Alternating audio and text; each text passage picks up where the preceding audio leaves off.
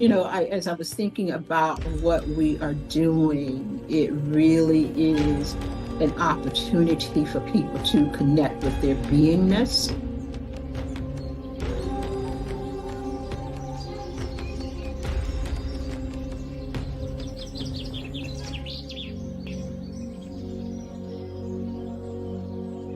We are not conscious of the compartmentalization. We just say, this is who I am, right? Who you are is different depending on the environment that you find yourself in or the people that you find yourself connected with. So I hold myself out as an example. At 71 years old, it's been a long journey. It's been a long journey to self-acceptance. And I think it may be that way for many of us, that we look at the pieces of ourselves and decide, I can show that. No, I can't show that. Is there a danger? How deep is the danger if I show you all of me? Oh, I can show these people this part of me, and these people this part of me, and these people this part of me. And then the question is,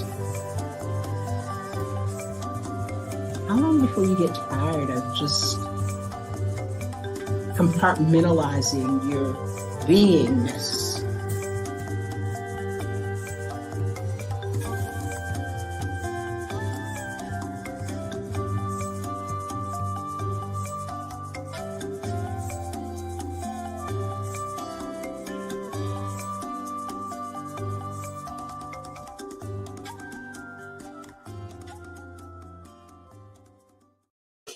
What's up, everybody? I hope everybody is having a great Wednesday evening. I know I am having a great day so far. How you doing, Dr. Sue? Hey, I am great. How are you? I'm perfect. I am absolutely perfect. Let's see who we got. What's going on, Angelique, the artist, watching on YouTube? Hey, YouTube. And hey, ATBA family. It is so good to be able to be seen. It's a good thing to just be able to be seen. So we are glad that we are being seen tonight by nobody else, ourselves. And we are just here to share some things that we've been just living in, and some things that we are being. And we just figured we would be that in front of you and see what you think, and let's see what you're being. So that is why we are here tonight. First, let me introduce myself. My name is Carrie Irene Crosby. Let me straighten this chair up. Carrie Irene Crosby. I am the founder and CEO of ATBA Impact Group, where we plant positive seeds of change on a consistent basis. And we do that through coaching and conferences and courses and classes and empowerment events, so that we can just share what we are being with you, and you decide what you be with us. So one of the people that I have met on my journey that I absolutely adore and love and talk to almost every single day, and we always have amazing conversation and connections, is Dr. Sue Carter Collins. And I'll let her tell who she is and who she be. And that's she says that the most. Who I be. Y'all, I be Dr. Sue. Okay, for real. I'm Sue Carter Collins. I do have a PhD, a JD, and a few other things that really, they don't define me. I'm just a plain old country girl. I grew up in Gainesville, Florida. I came to Atlanta in 2001 to do some work. Said I was going to be here 3 years, and that was how many years ago? 22. But I am a certified life coach. I am a spiritual energy healer. I work with the mind, the heart, and the spirit. I help women. I do work with men, but my primary client is women, high achieving, high performing women who are still plagued by the imposter syndrome. You know, those voices in your head that say, you can't do that. You don't know enough. You're not smart enough. So that's what I do. I help you realize that it's a mind thing. It's all energy, and you can be and do anything you want to do. Hey, I'm excited to be here. Snap. I don't know if you ever watched that show. I don't even remember the name of the show. I don't know why I even tried to say it. It's one of the, it's either in Living Color or Saturday Night Live or something, but he used to say 3 snaps in a Z formation. I think in Living Color, I think. 3 snaps in a Z formation. Yes, that is Dr. Sue. Angelique says, hello. So if you are out there in Facebook land, put your name in the comments. Say hello. Or look around. We feel your energy though. So hey, I'll say hey to you. If you are in the ATBA Impact Group, hashtag ATBA, or if you're part of the ATBA family, just hashtag ATBA and give us a shout out and give yourself a shout out because you're a part of the family. You're one of those ones that are planting those positive seeds of change on a consistent basis. So we're going to get into it. I decided to do a 10-week chakra journey. And I told Dr. Sue she was going to do it with me. And she said, I sure am. And that's how this started, because we are building something and we are very aware of the road to anywhere is filled with what we say is going to be filled with. And we decided to make the road on our way to this retreat that we're having. We want to make sure that we're priming you. We don't want to throw something on you and you're like, what is it? Where's it? I don't understand it. We want to remind you that there are a lot of things that you know about yourself and you know about life that you just don't have time enough to be still to utilize it or to even realize you have it. And I'm gonna give you a prime example. I think I mentioned this last week. I can't remember, or maybe it was on a live that I was doing, that my fiance. Okay, don't ask me what a ring is because don't do that with me. Don't do that with me. But don't worry about it. Don't get in my business. Mary, in your own world, nobody is there with you. I'm so silly. You are creating a whole scenario in your head, and that's I'm so silly. Look, I think I'm blushing. Anyway, but she owns her own global life coaching institute, which class is coming up on the 20th. If you want to get certified, ICF certified, get with her. It's ican'tcoaching.com. It's the first tab in the middle on the far left. Click on it, get signed up. Classes start soon. You get certified in 3 days, and it is an amazing class. I'm certified as well. But through having the institute, she has to go through these certifications herself on a regular basis, just like any other business or any other college, any other institute, the doctor, all these people, when you are doing something that really affects people, you have to make sure you're staying up on your stuff.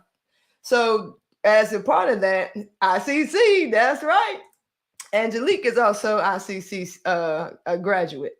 So through doing that, we have to do these mentor coachings.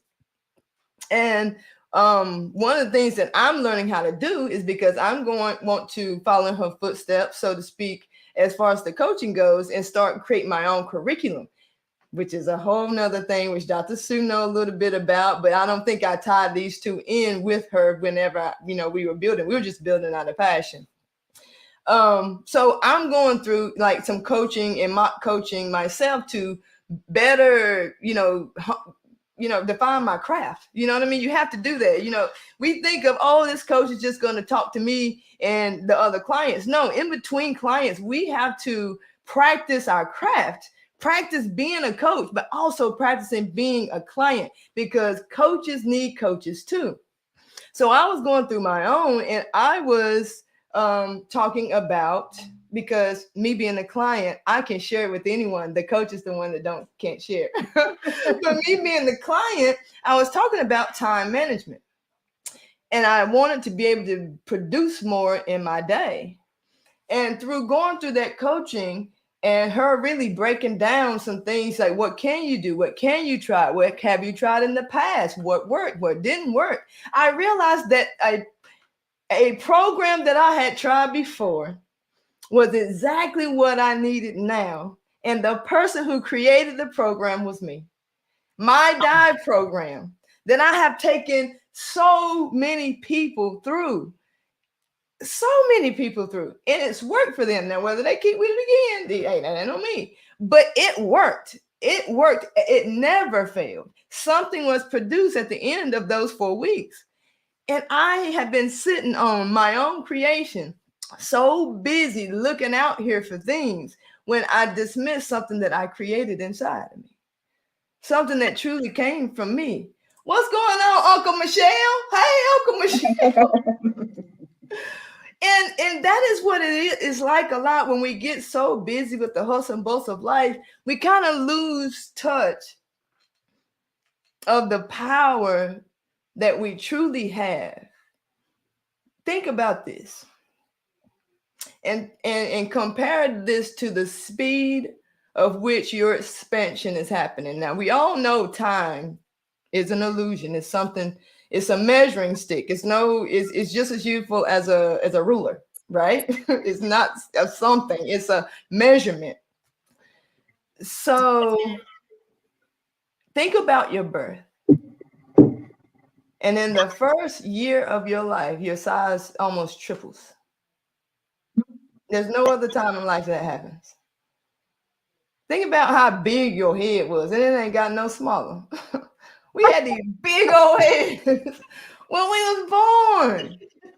We learned out of knowing nothing how to talk, how to walk, how to balance ourselves. Think about the physiological makeup of a human. We walk like this, and we keep that balance. Try to balance your ink pen or your pencil, or there's something that's it's just awkward, but we've mastered this thing because we knew that it was something we wanted to do, to be able to move from one place to another.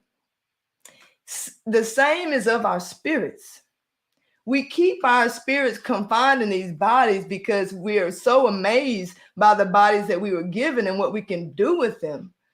But it doesn't stop with what we can do. It's who we can be. And that is anything. And through me seeing the dive program and breaking, some things down for myself and rediscovering who I was, I realized the chakra system and how it was so aligned with balance. And how one giving and one pulling and pushing and spinning and twirling and illuminating and hiding and rocking, how they create the buzz of life. It is the energy. And it's just housed in this body for our portion, not for the only thing we can utilize. It's just our portion, but we got to learn how to take our portion and connect it to every portion that exists in order to expand. And that is what expansion is all about. And I want to share it with you from the lens of the chakras. So what came up for you so far, Dr. Sue?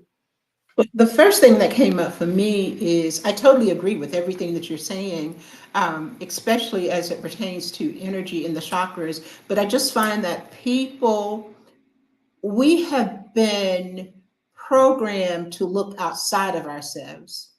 And we talk about feelings, what we feel, how we feel, but we don't feel.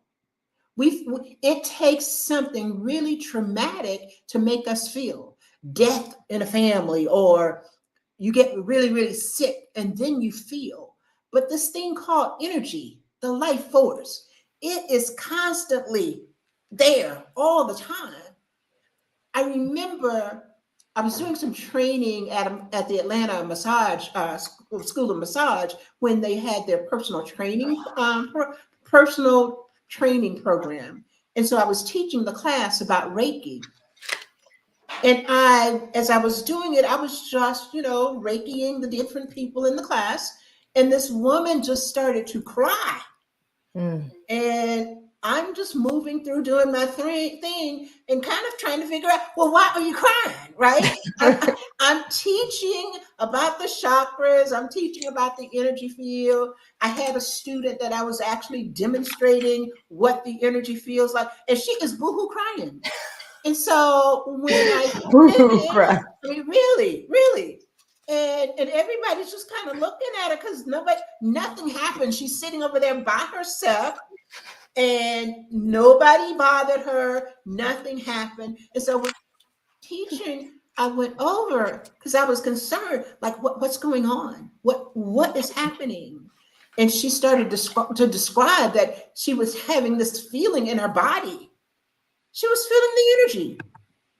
How about this? She thought it was voodoo. Right. I mean, I'm not my mama. Voodoo.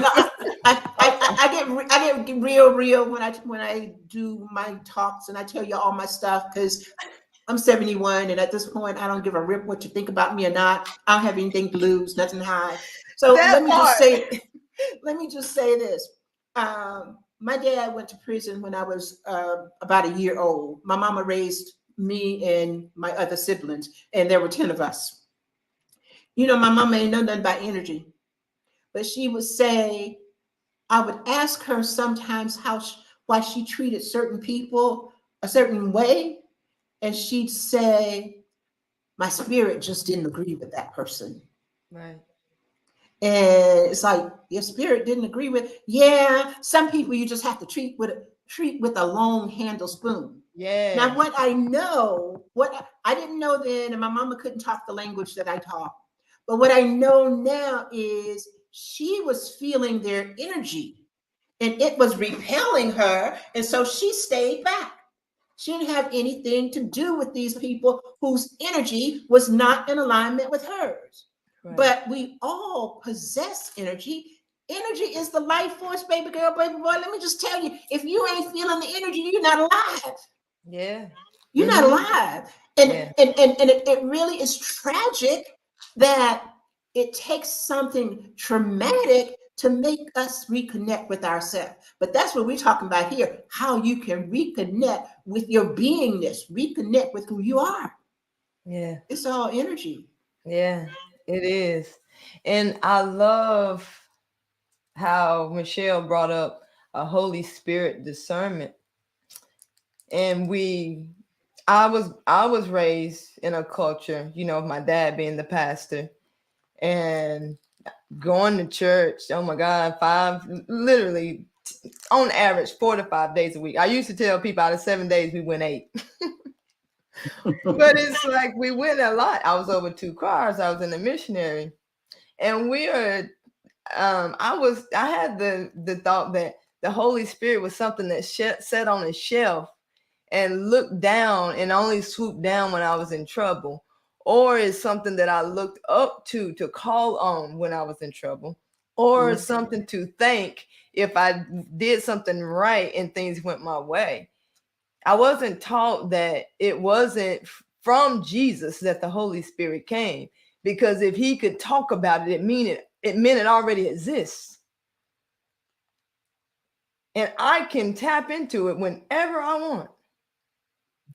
And I read something by Michael A. Singer, and he was telling the story about a boy whose girlfriend broke up with him.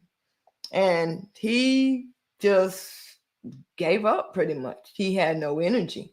He would eat pizza and the boxes of stroll all over the place, and the TV's just playing, the lights are off, the curtains are closed. That smell that you go into a house and when somebody ain't took a bath in a while, and it just smells like depression. Yeah. Mm-hmm. And the phone rang, and it was his ex-girlfriend.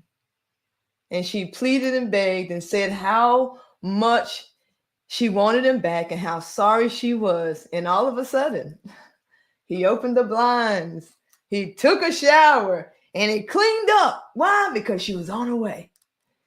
That energy was always there. He refused to tap into it because he had bought the subscription of what depression is supposed to be, about what disappointment is supposed to be. He bought into that. It wasn't what it was, it's what he believed it was. Because as soon as he believed something different, he had all the energy in the world. Now, ain't that something? Where'd it come from? It is.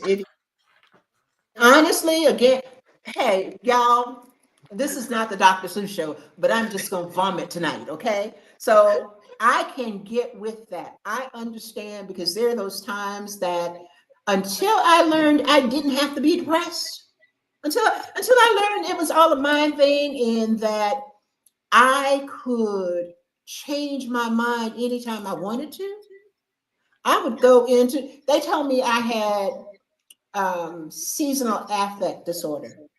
Now, I know that some people are chemically deficient, and so I'm not saying that some people do not have bona fide biological issues that cause them to be depressed. But that wasn't my case. That wasn't my case. My case was that when my life didn't go the way I wanted it to go, or when somebody quote unquote hurt my feelings, then I would just wrap up into this shell of depression, eat myself fat, sleep myself. And there was a time, I don't drink now, I haven't had a drink in over 10 years, but there was a time when I would eat, sleep, and drink, and that was it. I got up and went to work and did what I had to do, but otherwise I didn't have a life, and I didn't know. I thought I was supposed to respond to life like that. Yeah. Whew. Yeah. Mm-hmm. Same. Man, my life went much different about 4 years ago. Like I literally, that's all I did. I worked and I partied, and I did both of them very well. I mean, I did. I mean, I was always, manager of the quarter or season or whatnot. I'd always get a promotion. My scores were always high. I would always have like the best segments or whatever you want to call them, depending on which retailer you work at. But I always excelled. I always did. And I partied just as hard. I love throwing parties. I was a bartender at one point. I was over game night, bingo night. I started my 80s throwback theme on Wednesdays. I mean, shoot, who want a party? What time? What day? I'm there and I'm going to throw it, and for my own birthday, I did like a drag king thing, myself. I forgot all the words, but it was so fun. I mean, literally, I practiced for like 2 weeks and forgot every word. But I was good at having fun, but I wasn't happy. I had decided what I needed to do in order to mask the way I felt so that I could not get back to that place of being suicidal like I was, sitting in my mother and father's house, and decided that it was better to kill myself than to be myself. I decided that. There's no one else who decides that but me. Angelique says he thought his energy was meant for another person. That's what we're taught. Give our best selves to others more than ourselves. And that's true. And that can simultaneously happen because everything that happens is filtered through us. So guess what will happen if we are best to ourselves? That is the only way to give the best that we have to others. It's that filtration process that happens, and that is filtered through energy. There's no negative and positive energy, y'all. There is, but it's negative energy and positive energy is produced by the filter it's run through you. Big. It's not that it just, here comes negative energy. Here comes positive energy. It's no. Negative energy can come, but if there's none in you, it filters out positive. It can't stand. That's why when we talk about that Holy Spirit discernment, what it is a filtration process, because you don't have to run away from people who are negative to you. It's just that you filter out their negative into positive so much they don't want to be around you. They leave. You don't leave. They leave. I promise. I promise they will not be able to stay around because they need something to feed off of. And if negativity is filtered through them and you're not supplying that for them, they have to go somewhere else until they get depleted. You know how we talk about vampires? Vampires are those people who have negative energy spewing out of them because they have negativity in them, and it gets on you, and it is so strong that it latches. to whatever negativity you have inside, and then it depletes. So you start to filter. So the more negative you have, and you're filtering this through, now negative is outnumbering the positive. You see how that works?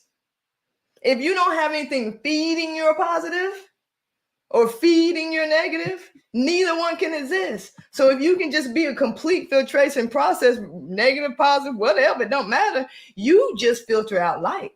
You just filter out goodness, because that's what you about. That's what you be.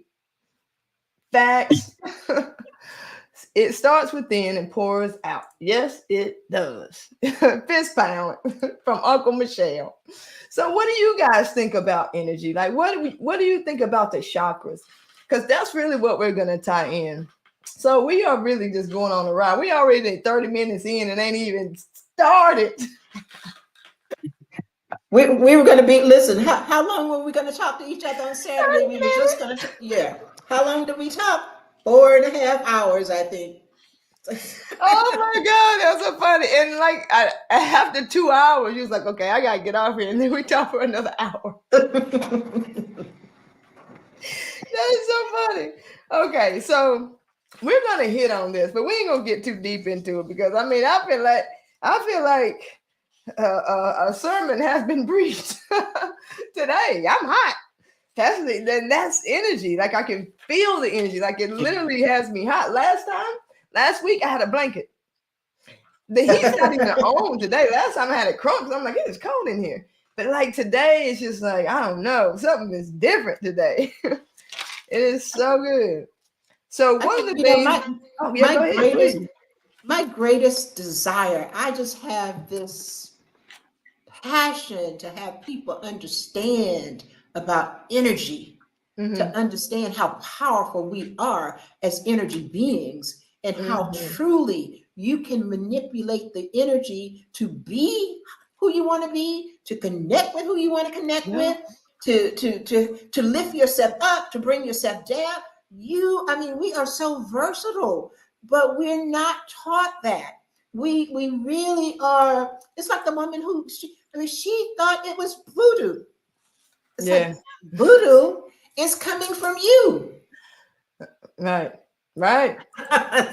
All of that's yours. You just feeling it for the first time. Right. So feel your energy. But here's why we can't do it. Number one, we are anesthetized by all of the stuff in the world. We keep our minds full. Like, remember today you asked me when I said I was going walking, and you said, well, do you listen to anything when you walk? What did I say? I slept, I got work late last night. I got up early this morning. I've been on Zoom all day long. I am going to be silent. I'm just going to connect with me. When I went for my walk, I saw bird nests and trees. I heard birds singing. I heard the sound of the traffic coming from the distance. I saw a photographer doing a photo shoot. I was just connecting with my surroundings and trying to reconnect with me, because this technology is wonderful. You cannot anymore live without it. Right. But girlfriend, boyfriend, you have got to put some distance between you and it, because it drains you of the energy too. It is like a technological vampire that will drain your energy if you're not clearing it. Constantly clearing. Yeah. It also is energy. I usually keep labradorite. It's some back here behind me. This one right there. That's labradorite. And it helps filter through these rays and these things that come off a computer. So anywhere there's a computer, this is usually where I move that labradorite. And because it's energy too. Everything's energy. You know, we think it's voodoo and it's frou-frou and all these words and adjectives that you use for it, but it's just energy. And once you understand how powerful energy is, you can protect yourself in a way that you're not saying, no, I don't want that energy. It's saying, whether that energy come or not, I'm good. I'm good. I'm good to go. I'm good to go. Oh, they gonna cuss me out? Will I be mad? Probably. Yeah, but I'm good. Of course I'm mad because the negativity, but when I filter it out, I'm good. And that's what the FLINT is about. We're going to talk about this acronym called the FLINT. Somebody put it in the comments if y'all out there, if you're awake, put FLINT, all caps, FLINT. And let me know, do you know what a FLINT is? If anyone knows what a FLINT is, let me know what you think it is. So the best way I can describe it is when you think about a lighter. So everybody is, I should have grabbed a lighter and just held up. Surely everybody know what a lighter looks like. Thank you, Uncle Michelle. So inside of a lighter, there's this piece of metal that flicks and sparks to start the flame. And then the flame comes and it's hot. And then we use the flame to ignite something else, right? So when I was thinking about the chakra system, they themselves aren't things that you can necessarily touch. They're not things that are tangible, but they're centers and points inside of us that helps to house and filter and produce and distribute energy. And each one of these energy fields, being the chakras, houses different types of energy. And the best way, like last week, I described it is when you think about your house. There's the whole house, which is the chakra system, but each individual room within inside the house has different energy. The bathroom has a different energy than the kitchen. The kitchen has different energy than the bedroom. Bedroom different than the laundry room, and so on and so forth. So when we're thinking about these energy centers and how they house different energy, we can respect the fact that if they house different energy, different things are affected by these different types of energies. So we're going to start going into each chakra starting next week, starting with the root chakra. But before we start diving into the different types of energy that each chakra houses, we want to give you a technique, a filtration process that you can use when we start talking about the different chakras and the type of energy that it houses. So with this FLINT technique, you're going to take this acronym and we're going to tell you which each letter stands for. And you're going to be able to ask yourself these questions so that you can discuss with yourself, what do you feel and what is going on inside of you that is causing everything on the outside to be the way it is. Now, I don't care if it's good or bad. It doesn't matter. But what is being filtered through inside of you that is causing anything on the outside to be the way that it is. And when you look at the FLINT system, the FLINT stands for, let me get my little notes out. And I'm just going to run straight down and then we're going to go back through and talk about each one briefly. We're going to, the aim is to be over here at 9 o'clock, 10 o'clock your time. Because y'all, we're going to get through this, at least this description. So the FLINT process, the F stands for feel. We want you to ask yourself, what are you feeling? Like in that moment that something happens that triggers you in a good way, a bad way, or you're wondering why you're so indifferent, even an apathetic way. And you are brought to the awareness that something about your energy is shifting, whether it's escalating or dying. It's like spiraling out of control, chaotic, anger, any emotion that you know something happened, which means energy came in, it hit one of your blocks, and now the energy has moved and is shifting in a different type of way that is not aligned with peace. Peace is free flowing energy. That's all peace is. That's why we always have it. That's why they say the peace within, that passes all understanding, because all this shit can be happening and you're like, I'm good. I'm good. Get harassing phone calls, I'm good. Get called a nigga, I'm good. We deal with this stuff. We can't let everything rock us.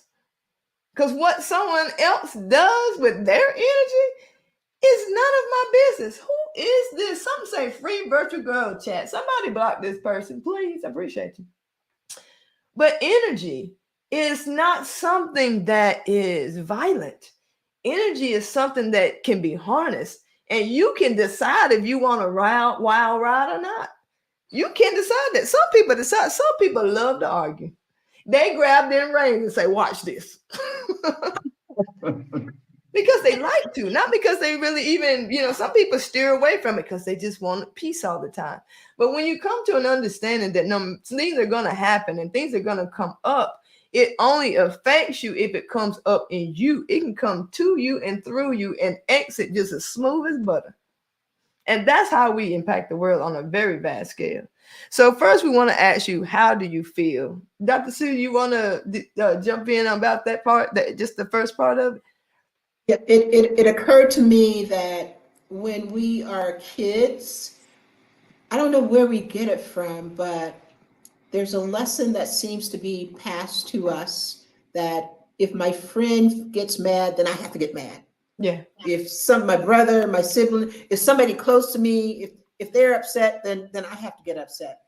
But you really don't. You can have empathy for them. You can support them and have compassion and still be right there for them and not take on any of their energy.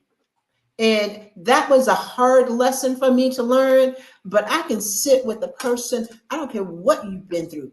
I can sit with you and be totally connected. But when we leave, that is not staying with me. I am not Teflon for your emotions. You don't have to be. Right. You can still be the supportive person that you want to be to that person. And they can be that for you. Yeah, I agree. And there's so many things that start happening when you start connecting with the power of the energy. And it's funny because for me, and I'm laughing at myself because it was hard. It's not easy, put it that way. It wasn't for me to really expand because we can be expanded and restrict. You know what I mean? Like the same way with the eyes being like this and versus doing like this. If you open it a little more, I promise you can see a little better. But there's certain font that you have to squint because of the way that your eyes are set up, But when I was expanding, I was nervous of losing people. I stopped talking to a lot of people because things would just come out my mouth. And I know they would take it the wrong way, but I was thinking, no, they really need to hear that. I'm not trying to be mean. I'm not trying to be insensitive. I'm not trying to be rude. You ask me a question, and this is honestly my answer without beating around the bush, without sugarcoating it or watering it down. Boom, it came out of my mouth, and then we both like,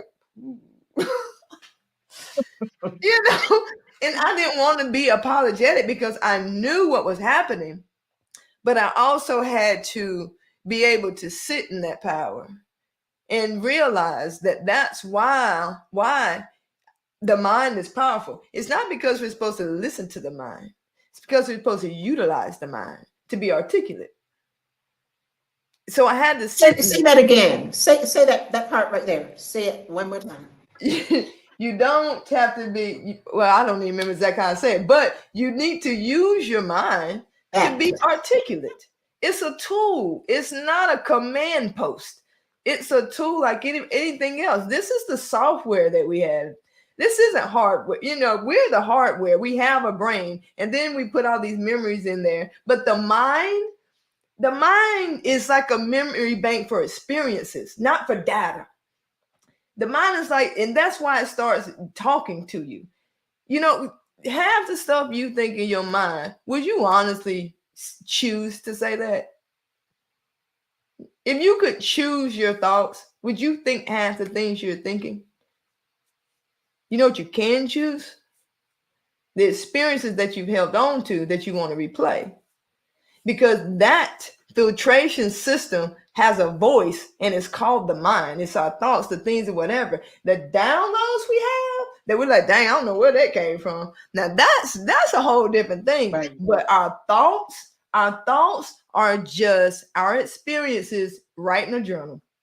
There's nothing that you can Think about even futuristically that's not affected by something that happened to you in the past. That's why it's so important to be in the moment, because then you can have genuine experiences that's not filtered through that garbage that you may have still in there. Because, sometimes even expanded as you may be or anyone may be, every once in a while, there's a little residue that gets hit by some energy coming through that we're like, oh, I didn't even know that was still in there. And it takes you aback. Okay. Next thing you know, you done smack somebody's wig and you're cussing somebody out. It happens. But it's in that moment that a lot of times I'll find myself engaging in the conversation or getting caught up in some drama at work. And yeah, girl, every time she come around here, I'm like, woo, I almost got lost. And it happens. But that's why you gotta, ask yourself, okay, what am I feeling right now? Because sometimes it doesn't necessarily have to be anger or fear. Sometimes I stop myself and I say, because I've noticed a knot. I get this knot on the left side of my stomach, right near my sacral. And I'll stop and I'm like, okay. First I breathe into that space. I'm like, what am I feeling? And sometimes the thing that I'm feeling is arrogant.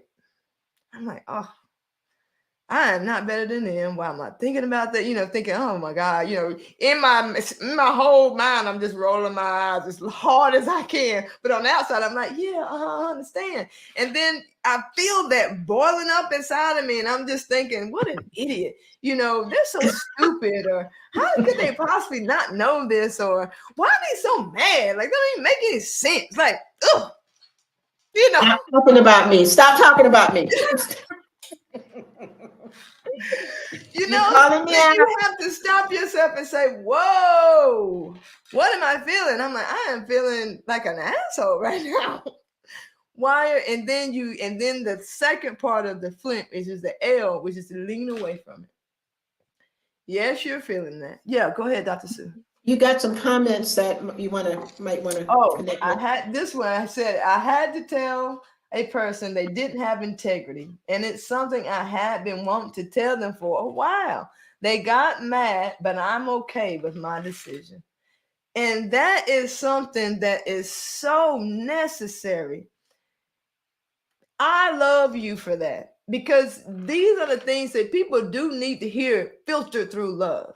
It's not about I'm trying to tell you what to do. You can take it or leave it. I tell people that all the time. You know what? If you can use this, use it. Not put it in the garbage. Put it in, because everything ain't for everybody. It really ain't. But the truth is for everybody. Even if it's your truth, even if they don't agree. Because what will happen when you say things like this to people is they have an opportunity to expand.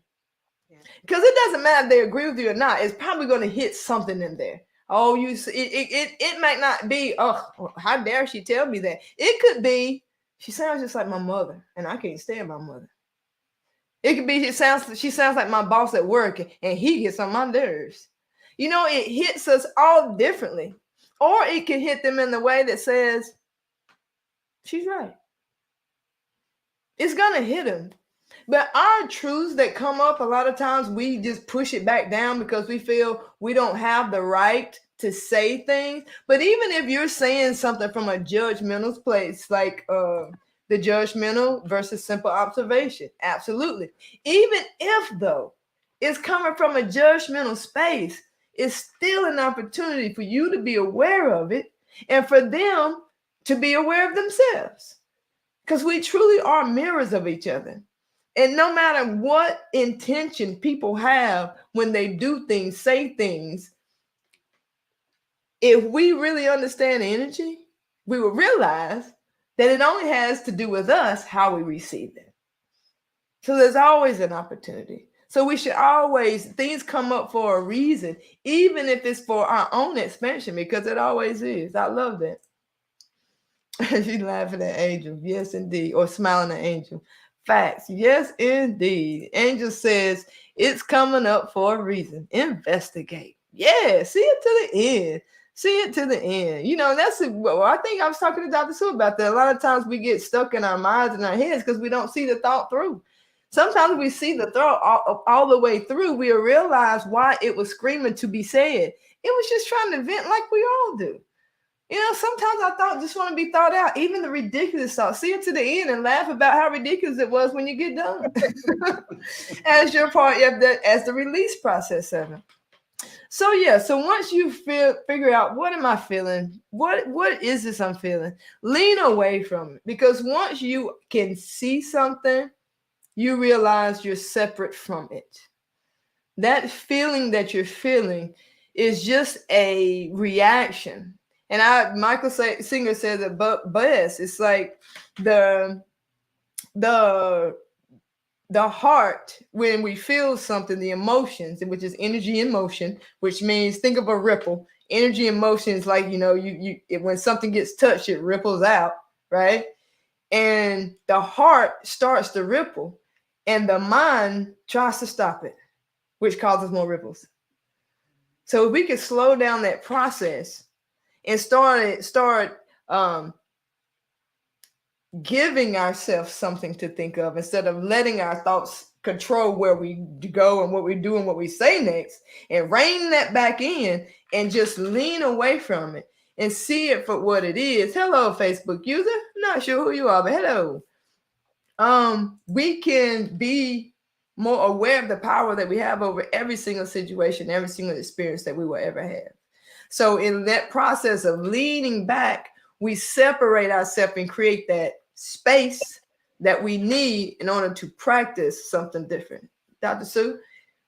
I'm with you. The next one is the next one, the inquiry. The next one is inside. So we got the F, which is feel. Ask yourself, what is it that I'm feeling? And then the next one was L, which is lean away from it. So you can see that you're separate from it. So now that you lean away from it, start to investigate, as Angel said, what just got hit?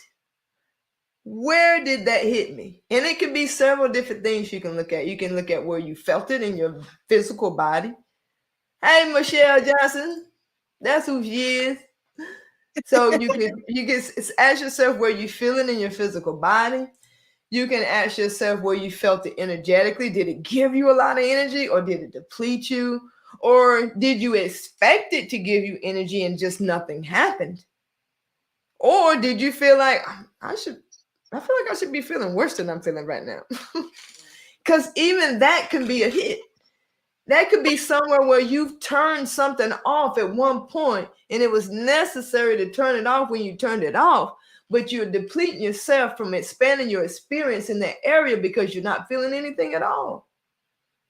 A lot of people say, I just don't, feel like people be doing this and that and the other. I just don't feel anything. Why? Yeah, I think what comes to my mind and what I was thinking with the L, really, I had gotten a little bit ahead of you, because I was thinking, let's just get curious about it. Get curious about, what am I feeling? And distinguish between what am I feeling and what am I telling myself that I'm feeling, right? Because what I know is that, let's say you cut your hand. Well, when you cut your hand, you may feel pain, but then the pain is gone, and now you are responding or reacting to the memory of what the pain felt like, right? So if we can just, when we talk about personal issues, or where the energy is, or how we're feeling, if we can just lean away from it and get curious about it. As you were saying, where do I feel it? What does it feel like? Energy has shape and form and color, and it moves. And sometimes it will, you see it initially, as you were saying, you may see it in your root chakra, you may see it in the sacral chakra, but once you start looking at it, it may move to the heart. And so what we realize, the heart and the sacral chakra, the sacral, they are in constant communication. Yeah. So now you may feel this pain in your heart from whatever it was that happened. Get curious about that too. I like to use why. I think of the word why, WHY. I think of it as a shovel. Let's just go deeper. Yeah. And when you say, I feel this, okay, you feel that, but why? But why? And when you hit bedrock, when you have asked yourself why so many times you can't go any further, then you probably have arrived at your answer. And now it's time. That doesn't mean that you're complete. It just means that you everything has it's nuanced. It has multiple aspects to it. So now that just means you need to look at another aspect of it. Why? That's so good. Stay That's with the so why. good. And I'm like, Angelique might have changed my eye to investigate now. Be I like curious, that word a inquire. lot. Yeah, I like that word a lot. Investigate, because that's what it is. Man. It is. I mean, it could be Flint with two eyes. Investigate the inside, because that's really what you do need to do. You need to get curious about what that was. And one of the things that you reminded me of is when you're looking at those things that happen and saying, okay, what did that hit? What memory did it bring up? It could also be step off the toes. What made my blood pressure go up? And I wrote down a whole bunch of things that I've heard a lot of people say. Why did I get hives? Why all of a sudden did I start wheezing? Why did my feet swell all of a sudden? Why do I have a headache all of a sudden? These things are not happening all of a sudden. Yesterday, I can go back and pinpoint, I'm sure, if I took that time, but since I do not have a headache anymore, there's no need at this point. But yesterday, all of a sudden, I got a headache. And when I say a headache, I mean, I turned all the lights off because they bothered me so bad. And I sat on the couch for the rest of the evening. Like, my head was booming. But I did a lot of thinking yesterday. And if I'm honest with myself, I could think back to where the headache started. But we have to say why. We have to ask why. Why are these things happening? Especially when, we do things that we feel should negate we think we should have more progress than we have about the things that we're doing that's supposed to produce progress, but no progress is happening. And a lot of times it's not because it's a physiological thing, it's an energetic thing. It starts energetically first. You don't just get stuff, you build up to stuff. So let's start to investigate. And then the end is it happening now?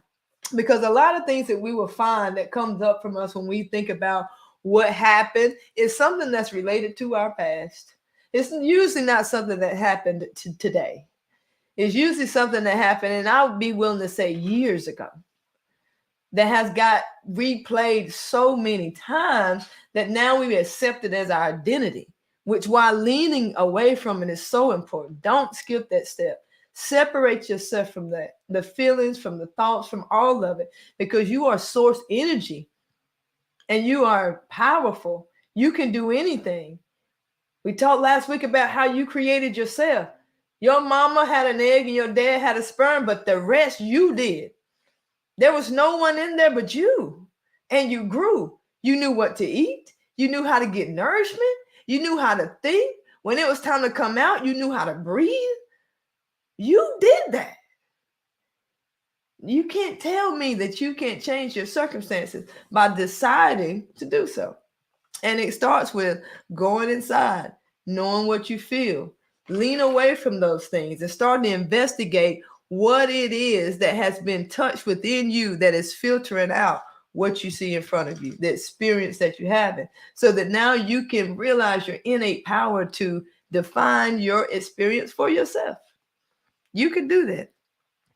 So then once you've done that, the T is for transmute. Now you can take that energy and do something different with it. Because we all hear the phrase, where energy goes, energy grows. But once you have redirected from that first feeling, you redirected the energy to you, not to what happened, not to what they said, not to the weather, not to the car that cut you off. You came back to you from the jump. Because what I found for me is when my mind starts racing, it's always connected to something outside of me. But when I bring it back into me and start thinking about me, it calms down.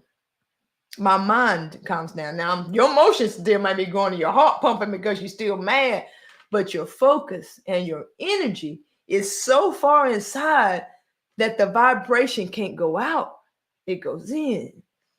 And then you can implode that energy inside and start to redirect it. Okay. So right now, if the block hit my sacral, if I'm feeling a knot right there and I focus my energy there, now I have the awareness that it's tight.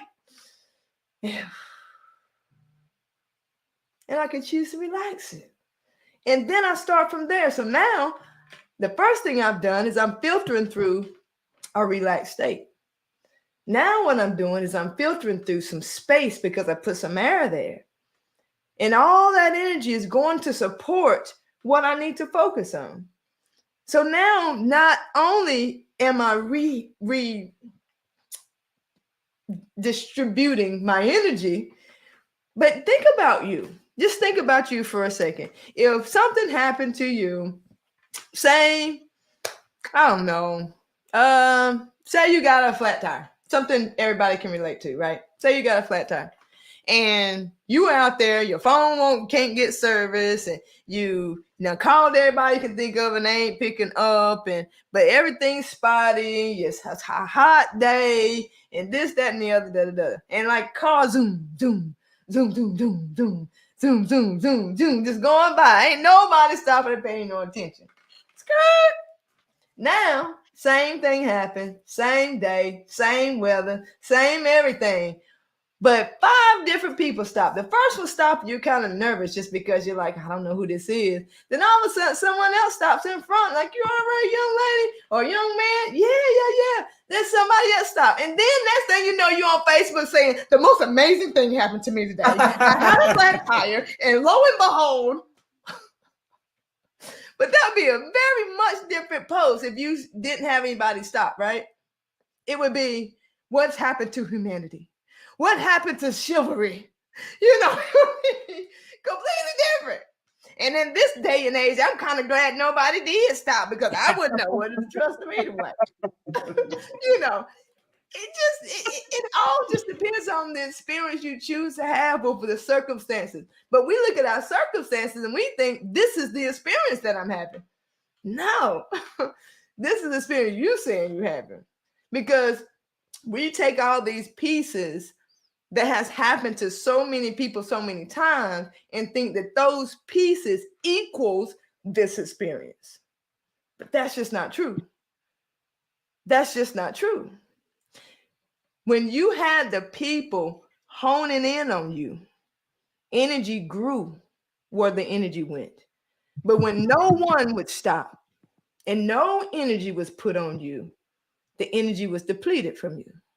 But that's because we're relying on the outside to provide for the inside. And the only way we can get it in the inside is if someone else's inside came outside and then we put it inside when we got our own inside to put outside. Did everybody follow that? I hope y'all That's what I was wondering. Anyway, break it down to them. Look here. You know what I say when it starts getting complicated? Talk to me like I'm a 2-year-old. So the bottom line on this is you got to mind your own it. Oh, what was it? The toy calls it sugar, honey, iced tea. Honey, iced tea. Yeah, you got to mind your own iced tea. She holding on. She holding on. We got our own inside.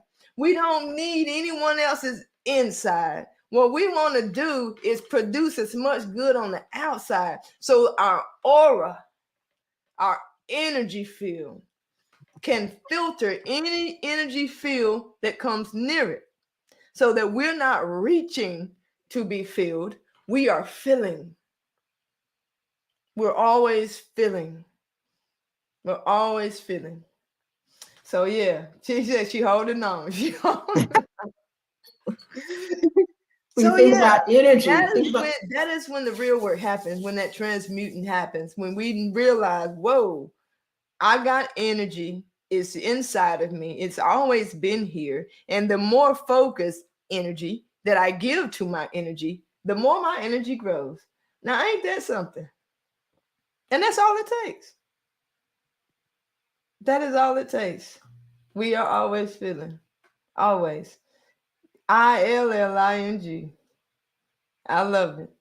So, Dr. Sue, what you want to say about, because we're gonna wrap it up. We're gonna have to get on out of here. It's 9:07. So when we think about this FLINT process, first we're gonna feel it. And then we're going to just lean away from it. And then, as Angel put it, we're going to investigate it. We're going to get curious about it so that we can realize, is this really happening now? Should I be thinking about this now? Do I still want to be holding on to this now? And then take that energy and transmute it into what you really want. What are your final words, Dr. Sue? I think I said this last time, and if I did, I'm going to say it again because it is true. We are conditioned, whether it is consciously or not, we are conditioned to think that we have to respond immediately to things when they happen. Yeah. And oftentimes we don't think, we react. One of my favorite books is called Man's Search for Meaning by Viktor Frankl.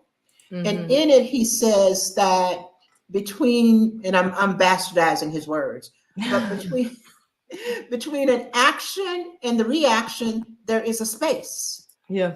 And in that space is where we get to have choice. Well, we have been so conditioned and have conditioned ourselves to remove the space. Right. And so really what we're saying with FLINT is open that space back up. Feel what you feel, but lean away from it. And in the leaning away, you really get to step outside of yourself and investigate, oh, well, that happened. It ain't personal. Because you know what, y'all? Most of the stuff that happens to us is not personal. We make it personal because we are hurt from what happened in the past, or we are disappointed and are trying to figure out how we're going to live in the future. But the reality is all we have right now, all we got is right now. And when we can, and this is what the Buddha meant when he talked about we cause our own pain. All because of life we're trying to be in the past and the future at the same time. You cannot do it. Those are my last words. Until next week, y'all. And let me tell you something. Bring your friends, because it's about to get deep. Bring your friends because it is about to get deep. I'm trying to tell y'all, this has been one of the best decisions I've made in a long time, is to do this 10-week chakra journey. And on next Wednesday, we're going to start diving into the chakras themselves. We're going to start from the base and go to the top. Now, please know, I want you to do your own research. I want you to do your due diligence. Everything I say is only filtered through my experience of learning about the chakras. I will teach you and share with you what I know, but I want you to come up with your own conclusions, your own philosophies, your own definitions, if you will, or if you need any at all, of what they mean to you. And if things come up for you, please use this FLINT process. When things start to stir, when you start to feel weird and you don't know why, or maybe tonight just thinking about some of this stuff, maybe your mind is swirling, use the FLINT process. Feel it, lean away from it, investigate it, see, is it happening really now? And then transmute that energy. You'll sleep like a baby. You'll sleep like a baby. So again, we are talking about the chakras. This is the 10-week chakra journey. The first 2 weeks was just talking about what chakras are, and then this FLINT process that you can use as we start to really dive into each individual chakra, which we will start with next Wednesday with the root chakra. We'll tell you some of the aspects of the root chakra, what the root chakra filters through, what typically, and again, do your own research, but what typically happens within the root chakra, what causes blockages, what causes an excess of energy. There's two spectrums here. It's not just flow. Flow is measured by excess and the lack thereof. So we're going to talk about all sides. And please come with your questions, come with your friends, share this to different pages or whatnot, tag your people, because it's going to get real good. And I'm so glad that Dr. Sue talked about, like Angelique said, that choice gap. It's that space that we create that allows us to transmute that energy into something else. And that space is something that is very important, which is why we are coming up with something later this year called the Space Retreat. And I'm going to leave you with a little sneak peek of exactly what that's going to be. I hope you have a good evening. I love you all individually and collectively. And we will see y'all next week. We'll be talking about the root chakra. Yeah.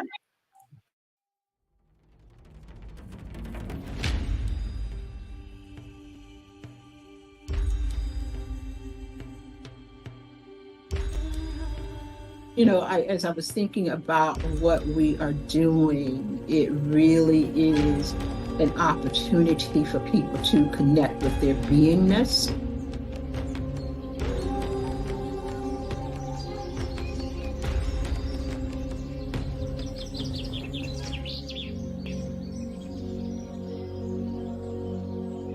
We are not conscious of the compartmentalization.